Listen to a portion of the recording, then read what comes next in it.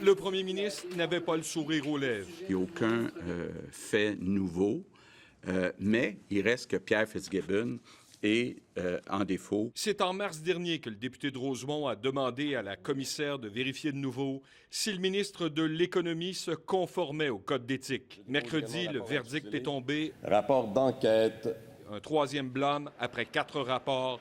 Elle recommande la suspension du droit du député de siéger à l'Assemblée nationale, accompagnée d'une suspension de toute indemnité et de toute allocation, et parle de mettre fin au dangereux précédent que constitue son refus délibéré de se soumettre au Code.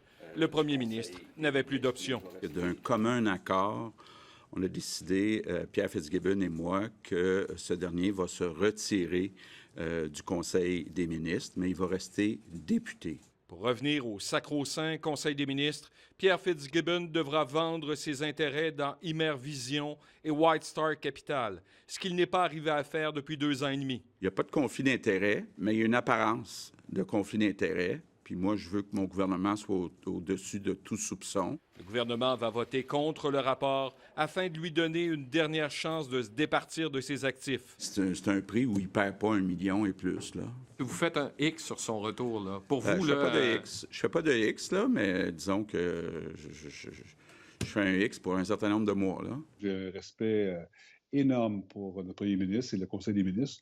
Alors, quand on sent peut-être qu'on devient un peu toxique ou il y a du bruit sur la ligne, ben là, j'ai décidé que c'était mieux pour moi, hein, pour ma santé mentale et pour le gouvernement de pouvoir le quitter tout simplement. Il respecte la décision, mais...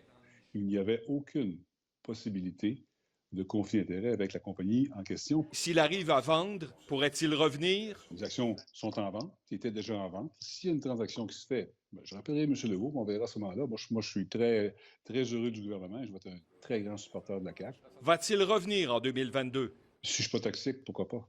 Alors que le Québec se prépare à relancer son économie, François Legault va confier cette relance au ministre des Finances. On ne fera pas de commentaires aujourd'hui. Pas de commentaires, mais c'est beaucoup, non? On va laisser la journée passer. Merci. Alain Laforêt, TVA Nouvelles, Québec.